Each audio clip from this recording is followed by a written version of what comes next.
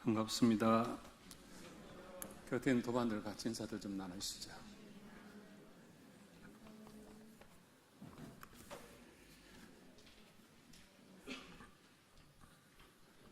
네, 오늘 목타오님이 일상생활 2조로 경강을 해주셨는데, 경강의 원문을 잘 경의 뜻을 잘 드러내주시고 또 생활 속에서 실제 체득된 얘기를 잘 해주셔서 우리에게 일상생활 2조에 대한 대종사님의 가르침을 더 깊게 공부할 수 있는 기회가 된 것 같습니다. 어느 교도님이 불교 사찰에서 있는 천도제에 가게 되었다고 합니다. 근데 갔는데 스님이 천도 독경을 하는데 우리 원불교의 천도 법문을 그대로 한자도 틀리지 않고 똑같이 하더라. 근데 이분이 와서 하는 소리가, 이러다가 우리 법문 뺏기는 거 아니냐, 지적 소유권 문제니까 등록을 시켜야 한다, 그런 얘기를 했습니다. 그래서 그 얘기를 듣고 제가 두 가지 감상을 얻었어요. 하나는 스님이 대종사님의 천도 법문을 갖다가 활용한다는 것은 그만큼 우리 천도 법문이 가치가 얼마나 있는가를 알기 때문에, 그리고 효력이 얼마나 있는가를 알기 때문에 우리 천도 법문을 갖다가 활용한 것일까, 그런 마음에 기뻤고, 또 하나는 우리가 불교의 반야심경을 갖다가 우리 보조경전으로 사용하잖아요. 우리의 천도 법문이 타종교에서 또 천도를 위한 여러 가지 이런 데서 갖다가 그들이 보조경전을 활용한다면 얼마나 좋을까. 그래서 지적 소유권으로 우리가 머리 쓸 일은 없겠다, 그런 생각을 했습니다. 불교에 보면은, 불교는 이 3000년의 역사 속에 천도의 의식이 굉장히 발달되어 있습니다. 발아춤도 추고 굉장히 발달되어 있는데, 왜 그 스님이 원불교의 이 천도 법문을 갖다 활용했을까? 과연 우리 원불교의 천도 법문은 어떠한 의미를 지니고 있고 어떠한 가치가 있고, 그리고 이 천도 법문이 영가에게 어떠한 위력을 발휘하는가, 이런 생각이 들어서 오늘 그의 내용을 가지고 함께 우리의 생사 공부를 하셨으면 좋겠습니다. 먼저 천도 법문을 천도제 지낼 때 보면은 이제 경종을 치죠. 대종사님 천도 법문을 열반 전후에 후생길 인도하는 법설 하기 전에 경종을 치죠. 그리고 중간중간 또 경종을 울립니다. 왜 경종을 울릴까? 한쪽에서는 그런 얘기를 합니다. 우리 경종이 전통적인 한국의 종이 아니죠. 일본에서 쓰는 종과 유사합니다. 일본에서 이제 우리가 갖다가 활용을 했는데, 굉장히 저 종 치는 것을 이 일본과의 관계 속에 생각하면서 애국심이 강하신 분이 경종 저거 없애야 한다, 그렇게 주장하는 분도 있어요. 저는 생각이 좀 다릅니다만은, 왜 대종사님께서 천도제 지낼 때 중간중간 경종을 치게 하셨을까? 듣는 사람들, 청중들을 앉아서 졸까 봐서 잠 깨우려고 치는가요? 한 번도 그런 의심 안 해보셨어요? 당연히 그냥 치는 것이니까 치는갑다, 그렇게 생각하셨는가요? 교사에는 이제 그런 이야기가 있습니다. 어느 날 총부 인근에 살던 한 정토가 갑자기 열반을 하셨습니다. 그러자 대종사님께서 제자에게 쇠풍경을, 소에게 다는 이 풍경 있죠? 그걸 가져오라고, 그 당시엔 총부에 종이 없었던 모양이에요. 그걸 가져오라고 하시더니 계속 종을 흔들고 나서 이 영가를, 천도 축원을 비시는데 그렇게 말씀을 하시더랍니다. 지금 이 영이 열반을 위한 준비 없이 갑자기 떠났기 때문에 갈 길을 못 찾고 있다. 이 영의 천도를 위해서는 쇳소리를 많이 들려줘야 정신을 차려 천도를 잘 받게 된다. 그렇게 대종사님께서 말씀을 하셨다고 합니다. 이 종치는 것을 원불교만 하지 않죠. 불교에서도 요령을 흔들죠. 여기 천주교에서도 종을 치죠. 그리고 또 하나 이야기입니다. 대종사님께서 둘째 아들이 일찍 열반을 하셨습니다. 그러니까 대종사님께서 그 당시 총부에 이 식사종을 알리는 종을 떼오게라고 해서 그 종을 오래 치시고 나서 경을 애우셨다는 이야기가 있습니다.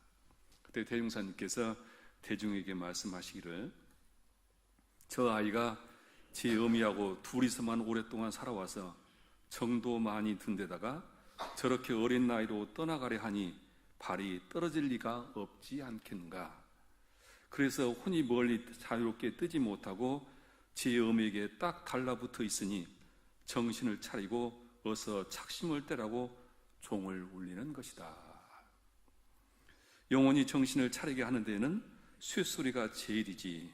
만약 저 영혼이 멀리 뜨지 못하고 이 집안에 붙어 있다가 사람으로 원 받을 기회가 만나지 못하게 되면 필시 이 집에 강아지나 쥐로도 태어날 수 있으니 제 어미는 그 아이가 온 줄도 모르고 옆에 있던 빗자루로 들고서 쫓아낼 테니 얼마나 무서운 일인가. 이런 법문을 하셨다고 합니다. 이 말씀은 사람이 죽게 되면 대체적으로 전도몽상을 한다고 합니다. 현실과는 다른 그런 정반대의 모습을 꿈꾸게 된다고 하는데, 그래서 이 영가가 자기가 태어날 인연곳을 만나면은 이 새집이 궁궐처럼 보인다고 합니다. 또 돼지부리가 궁궐처럼 보여서 그곳으로 갈 인연이 되면 그 전도몽상이 돼서 그쪽으로 몸을 받게 된다. 그래서 이 전도몽상을 하지 않도록 쇳소리로 영가를 계속 깨우쳐주는 것이 경종술이다. 이런 말씀입니다. 그래서 이 종교에서 영가를 천도시키기 위해서 쇳소리 종을 내는 것은 이런 뜻으로 경종을 치고 울리는 것이다. 저희들은 이제 가정 독경도 가면은 경종을 가지고 가서 경종을 계속 치는 이유는 그 집안에 청정한 기운이 감돌도록 그렇게 이제 경종을 치는데, 하여튼 원불교에서 천도제에서 경종을 이렇게 치는 이유가 이런 것이다. 이걸 우리가 충분히 아셨으면 좋겠다. 그 다음에 우리 천도법문 제목이 어떻게 되어 있죠? 열반 전후에 후생길 인도하는 법설, 그렇게 되어 있죠. 이 법문은 대종사님께서 원기 20년경에 직접 지으신 경이다, 그렇게 얘기를 말씀하고 있습니다. 그래서 원불교에서는 열반 후에 천도제를 지내면서 필수적으로 빠지지 않고 하는 것이 이제 천도 법문을, 이 경을 읽어드리는데, 근데 제목에서 알 수 있듯이 이 천도 법문은 원래 열반 전후에 들려드리는 경문입니다. 저는 아직 열반 직전에 있는 분에게 이 천도 법문을 해드린 적은 없는데, 사실은 열반 후에 천도 법문을 들려드리는 것보다는 이제 생을 마감하시고 준비되어 있을 때, 그때 경을 읽어드리는 것이 훨씬 영가로 하여금 마음의 안정을 얻고 정신을 잘 수습하게 하는 것이죠. 우리 그 종교마다 좀 다릅니다만 기독교인들은 이제 하나님 나라로 간다고 열반 직전에 기도들을 많이 하시는데, 왠지 우리는 원불교는 영생을 믿으면서도 돌아가신 분 앞에서 잘 가시라고 기도를 한다든지 경을 읽어드리는 것이 뭔가 좀 죄송스럽기도 하고 그래서 하지 않는 그런 분위기입니다. 그런데 이제 우리가 이 생사 이치를 알게 되는 사람은 사실은 이제 다 열반 때가 돼서 가족들과의 작별을 다 하시고 마지막 하실 때 사실은 천도 법문을 잘 올려드리는 것이 영가가 안심하고 상을 잘 마감하고 그리고 품격 있게 삶을 정리할 수 있는 기회가 되는 것이 확실하죠. 그래서 저는 우리 강남교당에서는 열반 후에만 천도법문을 들려드리지 말고 생을 이제 정리해야 할 그런 경우가 되면은 천도법문을 들려드리는 것이 가시는데 마음을 챙기는 중요한 것이 아닐까. 그래서 이런 우리 문화가 만들어졌으면 좋겠다. 이제 그런 생각을 해보게 됩니다. 그 다음에 천도법문을 보면은 영가 이름을 자꾸 부르죠. 왜 영가 이름을 자꾸 부를까요?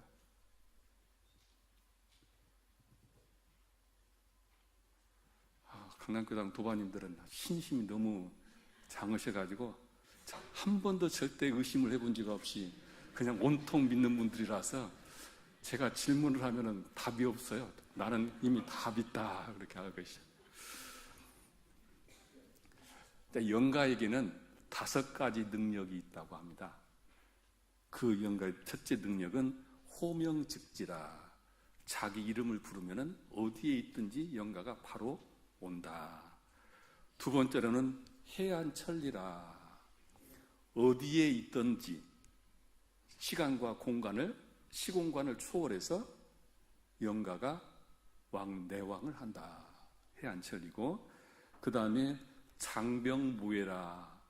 어떠한 산이 가려 있고 어떠한 장벽이 있다 하더라도 영가에게는 하나 오고 가는데 거리낌은 되지 않는다. 그리고 지인신명이다. 우리는 상대편의 마음을 알기가 어렵죠. 근데 영가는 몸이 없기 때문에 사람의 마음을 제일 잘 안다. 그래서 지인신명이고, 그리고 족부리지라 해서 영가는 생전에 살았던 것처럼 무언가에다가 자꾸 의지를 하고 의탁을 하게 된다. 땅에 의지한다, 형상에 의지한다, 그런 말인데, 첫 번째 말씀드리는 호명즉지, 이름을 부르면 바로 어느 곳에 있든지 자기 이름을 부르는 곳에 오게 된다. 그래서 천도 법문에 이름을 부르는 것이죠. 우리는 살아가면서 내 이름에 얼마나 우리가 집착되어 살아가는가. 자다가도 누가 내 이름 부르면 벌떡 일어나죠.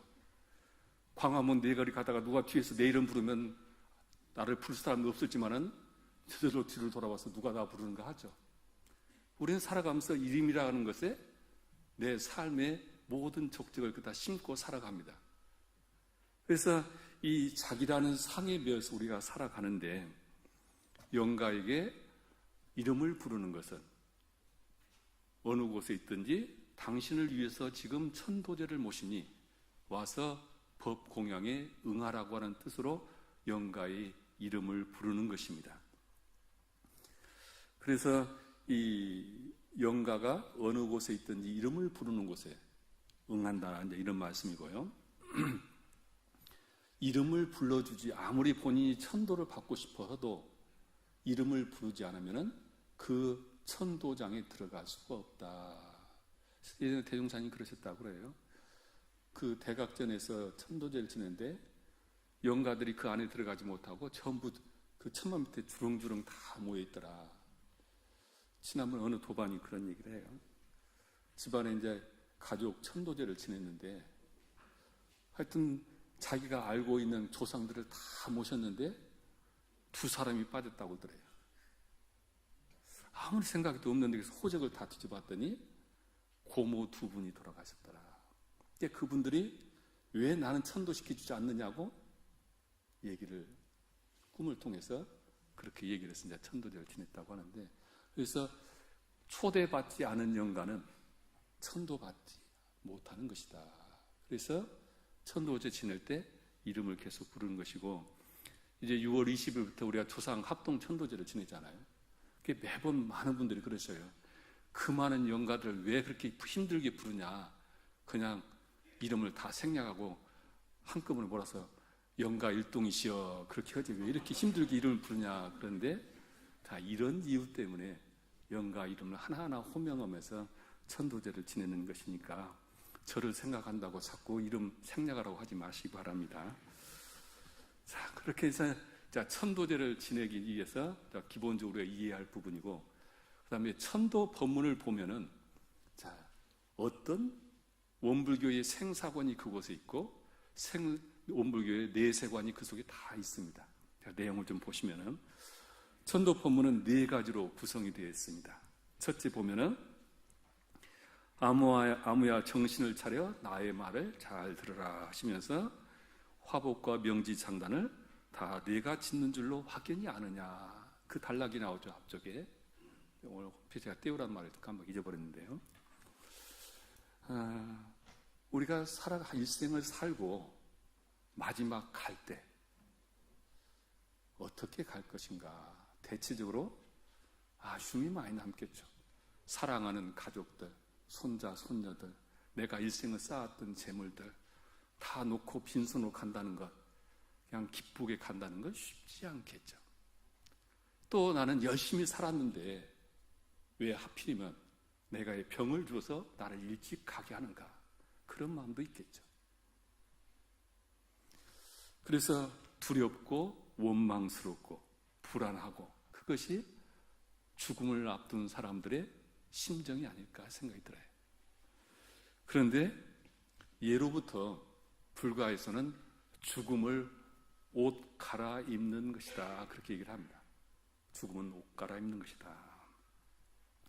그런데 옷을 갈아입는데 3가지 형태가 있습니다. 하나는 더 좋은 옷을 갈아입는 사람이 있는가 하면 더 나쁜 옷을 갈아입는 사람이 있고, 그리고 아직 옷을 갈아입지 못하고 대기 상태가 되는 경우가 있습니다. 즉, 옷 갈아입는 것은 새로 몸을 바꾼다, 그런 뜻이죠. 그래서 더 좋은 옷을 갈아입는 것은 그 죽음을 우리는 환영하고 기뻐할 일이죠. 살아생전에 복을 많이 지었고 마음 공부를 많이 했고 생사해탈을 한 사람들은 이제 이 육신이 쓸모가 제대로 보존할 수 있고 쓸 수 없을 때는 몸을 바꾸는 것이 좋겠죠. 그래서 그런 경우는 기쁘게 가는 일이고, 그렇지만 이제 가족 입장에서는 슬프기는 하죠. 그러나 이제 영가 입장에서는 기쁜 일이죠. 내가 내 생에 새로운 몸을 받아 더 좋은 몸으로 오는 것이니까 더 기뻐할 일이고, 더 나쁜 옷을 갈아입는 경우도 있죠. 생전에 이 박복한 업을 짓고 마음 공부도 하지 못하고 원망과 불평으로 세상에 많은 죄를 끼치고 간 사람들은 분명 다음 생에 올 때 더 좋지 않은 옷을 갈아입겠죠. 지난 법회 때 제가 축생계 얘기도 했습니다만, 그래서 이런 사람은 본인은 두렵고 괴롭고 원망 그러겠지만은 살아있는 사람 입장에서는 잘 갔다 그러죠. 잘 갔다. 그리고 아직 옷을 갈아입지 못하고 대기하는 경우가 있죠. 갑작스럽게 열반을 한 경우, 이런 경우는 자기가 전혀 죽음이 준비되어 있기 때문에 마지막 그 길에 자신의 죽음을 인정하지 못하고 떠나지 못하는 경우다. 이렇게 3가지가 있다 그럽니다.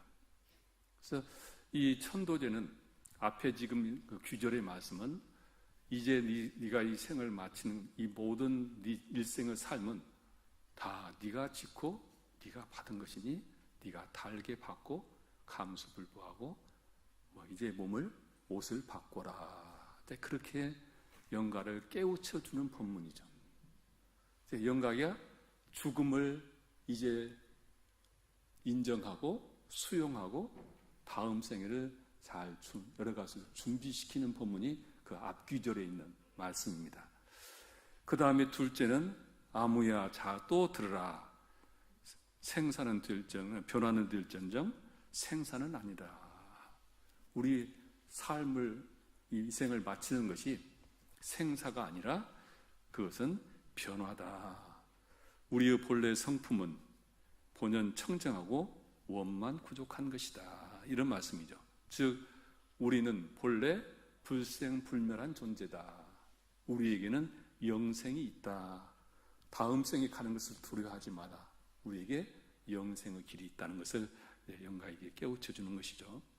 지난번에 말씀드렸듯이 종교 따라서 천당과 지옥을 얘기하고 혼백을 얘기하고 그리고 영계를 이야기를 하고 그럽니다만은 또 내생은 전혀 없다, 죽으면 끝이라고 하는 사람도 있습니다만은 많은 성각자들이 바로 영생을 말하고 있습니다. 그래서 우리가 다음 생을 영생 이 땅을 것을 믿고 살아가는 사람은 죽음의 순간도 마찬가지고 현실에서 살아가면서도 그렇게 삶을 촉박하게 그리고 갈등이 많은 그런 삶을 살지 않고 좀 더 여유 있게 살 수 있을 것이다.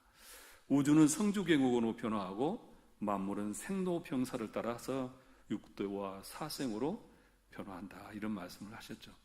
그래서 이 육신은 삶을 마감하지만은 너의 영식은 영생을 하는 것이니 원통해하지 말고 슬퍼하지 말라. 우리가 불생불멸의 이치에 눈을 떠야 구천을 헤매지 않겠죠. 그래서 이 불생불멸의 이치를 대종사님의 깨침의 핵심 중에 하나죠. 우리가 믿는 저 이론상은 바로 불생불멸의 이치를 말씀하시는 것이다. 영가에게 너의 삶은 끝이 아니라 영생이 있다는 것을 깨우쳐주는 말씀이 이 부분이죠.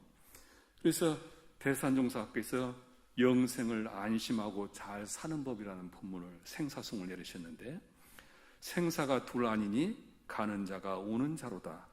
남이 없는지라 멸함도 없고 멸함이 없는지라 남이 없도다. 생사불이하니 거자 레자로다. 이렇게 본문으로 영생을 안심하고 잘 사는 법을 이렇게 본문을 내놓으셨습니다. 자, 셋째 단락을 보면은 또 들으라 그러시죠. 그러시면서 무수한 고를 얻을 것이다. 새 육신을 받을 때 너의 지은 바에 따라서 무수한 고를 얻을 것이다, 이런 말씀인데요. 오스트라 주민들이 쓰는, 원주민들이 쓰는 무기 중에 부메랑이라고 하는 무기가 있다고 그러죠. 잘 아시죠? 던지면은 상대편에 가서 맞으면은 좋고 안 맞으면 다시 자기한테 돌아오는 것이죠. 그래서 과학자들이 이 불교의 인과 보응의 이치를 갖다가 이 부메랑의 원리와 똑같다, 그렇게 이야기를 합니다. 그래서 이 인과 보응의 이치는 내가 상대에 갚으면은 상대에게 그 화가 가고, 상대에게서 그 업을 받지 않으면 그것이 나에게 되돌아오는 것이 인과 보응의 이치다. 그래서 이 영국의 가디프 대학과 미국 텍사스 대학이 같이 이 연구를 했다고 합니다. 동양의 이 인과 보응의 이치에 대해서 연구를 했는데, 몇 년 동안 장기간 연구를 했는데, 청소년 시기에 범죄를 많이 저질렀던 사람들은 대체적으로 장년기가 넘어서면은 몸에 다른 사람보다 병이 많이 오더라. 즉, 살면서 나쁜 마음, 나쁜 행동, 나쁜 사고를 하게 되면 그 사람의 몸의 세포 자체도 그렇게 변하고 그 사람 주위의 기운도 그렇게 변하면서 결국 내생까지 갈 것 없이 이생에 그 피해가 오더라. 그렇게 이제 얘기를 했고, 또한 이 생전에 안 좋은 업을 많이 지었던 사람은 후손에까지도 그 영향이 미치더라. 그래서 이 이야기는 우리 이제 인과 보응의 이치를 얘기를 하면 되겠지만은, 조상들이 선업을 짓고 나라를 또 세종을 위해서 많은 선업을 지은 사람들은 그 복이 당대 본인이 받는 것보다는 후대에 받는 것이 조사의 결과에 그렇더라.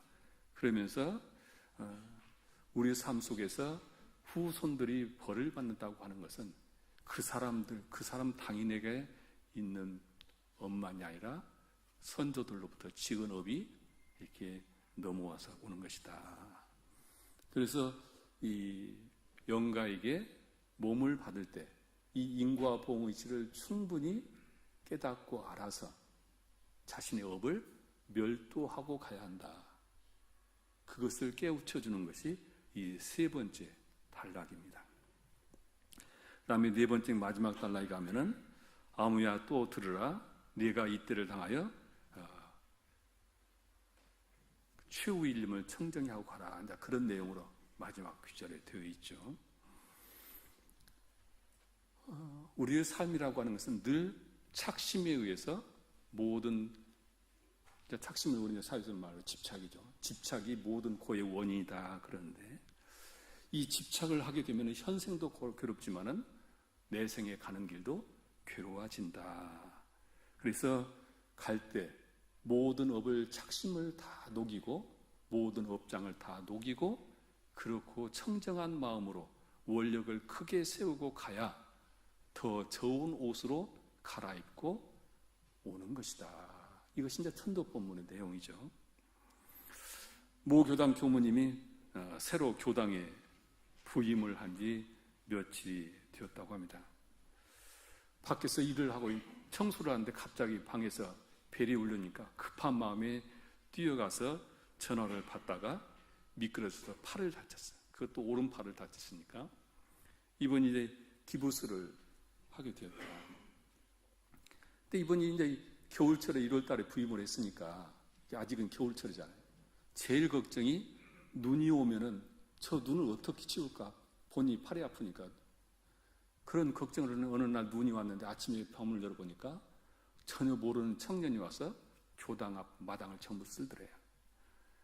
그래서 고마운 마음에 어떻게 와서 이렇게 마당을 쓸어주냐. 그러는데 본인은 이 부임한 지 얼마 안 돼서 이제 교도인지 알고 고마워했더니 그 청년이 30대 후반 정도 되는 청년이 저희 어머니가 눈을 교당에 가서 눈 쓰으라고 했습니다. 그렇게 얘기를 하더래요. 그래서 어머니 본명이 어떻게 됩니까? 그랬더니 어머니 본명은 모르고 어머니 태고가 남원댁입니다. 그러더래요. 근데 그때 교당에 있었던 교도님 한 분이 귓속말로 뭐라고 하냐면 그 남원댁은 1년 전에 작년에 죽은 사람입니다. 그래서 이 교무님이 그 집안 사정을 좀 이제 알아보게 되었다고 합니다. 남편은 오래전에 술로 열반을 했고 다른 자식들은 다 객지로 떠났는데 막내 아들 하나 데리고 어머니가 살았다. 근데 이 막내 아들이 어머니 속을 엄청 썩였던 모양이에요. 그러다가 3년 전에 행적도 없이 행방불명이 없어져서 어머니가 마지막 순간 열반하기까지 그 아들을 기다리면서 그 아들을 못 잊어하고 마지막 열반을 하셨다. 그러면서 그 지금 아들이 어머니가 돌아가신 뒤에 1년 후에 집을 왔는데 그냥 집에 돌아왔는데 정신이 좀 이상해져 가지고 사람들이 다 그 아들을 회피하고 있다 동네에서. 그러니까 저 사람 교당에 들이지 마십시오. 그렇게 얘기를 하더래요. 그래서 교무님이 필시 곡절이 있구나 저 집에. 어머니가 마지막까지 그 아들을 잊지 못하고 가셨구나. 그래서 가족들한테 일체 알리지 않고 교도님 몇 분과 그 돌아가신 교도님을 위해서 천도제를 지극히 보셨다고 합니다. 그랬더니 어느 날 막내 아들이 와서 하는 소리가 왜 우리 어머니 천도제만 지냅니까? 우리 아버지도 불쌍하게 가셨으니 우리 아버지 이름 천도제도 같이 좀 지내십시오. 그래서 중간에다가 아버지 이름까지 넣어서 천도제를 다 지냈다고 합니다. 천도제를 다 정성껏 지내고 나서 아들이 몰라보게 달라지기 시작하더니 동네에서 선한 일들을 많이 하고 동네 사람들이 칭찬하기 시작했고 얼마 교당도 열심히 다니는데 이제 얼마 있다가 중국집에 취직을 하고 그리고 결혼까지 해서 지금 단란한 가정을 이루고 있다. 그 교무님이 이제 당신 교화 사례담으로 발표를 하셨어요. 착심은 이와 같이 무언가 집착을 하게 되면 거기에 붙어서 떠나지 못하는 것이다. 그러니까 대종사님께서 천도 본문의 마지막 부탁하시는 말씀이 작심을 놓고 청정히 원력을 크게 세우고 가라, 이렇게 천도 본문이 되어 있습니다. 자, 근데 우리 천도 본문을 제가 우리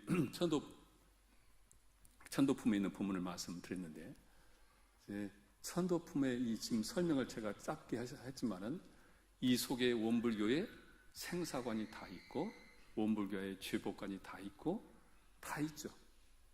그래서 천도법문 하나만 가지고도 우리가 생사의 이치를 깨칠 수가 있다. 저희 선지님들 중에 생전에 생사 공부를 이 천도법문을 가지고 하시는 분이 있습니다. 어떻게 하냐면 아무야 정신을 차려라, 아무야 정신 차려요, 부처님 말씀을 잘 들어라 하는 규칙 시작이 있는 부분이 있죠.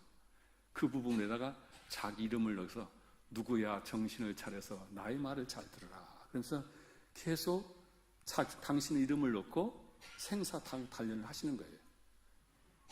불교에서 생전 예수제란 말이 있거든요.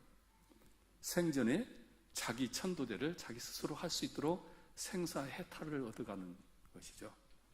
그래서 천도법문은 죽은 사람만 천도시키는 것이 아니라 우리 살아있는 사람들도 생사의 해탈을 이룰 수 있는 그런 가르침이 우리 천도법문에 있다, 이렇게 생각을 하시고 모든 분들이 생사 해탈 공부의 법문으로도 늘 가까이 하셨으면 좋겠다, 그런 말씀입니다. 자, 합장하시겠습니다. 법신불사원이시여, 대종사님께서는 저희들의 삶은 이 생으로 끝이 아니라 다시 옷을 갈아입고 새 집을 맞이하는 영생의 길을 저희들에게 말씀을 해주셨습니다. 더 좋은 옷을 갈아입을 수 있도록, 더 나쁜 옷을 갈아입지 않도록 대종사님께서는 구구절절 저희들에게 생의 가치를 말씀하시고 사의 도를 깨우쳐 주시고 있습니다. 하옵기에 저희들 오늘 6월 추모의 달을 맞이해서 생사 해탈의 공부를 할 수 있는 대종사님의 말씀을 마음에 새기고 걸음걸음이 늘 생사 단련을 통해서 생사의 해탈을 하고 생사 자유할 수 있는 힘을 얻고자 합니다.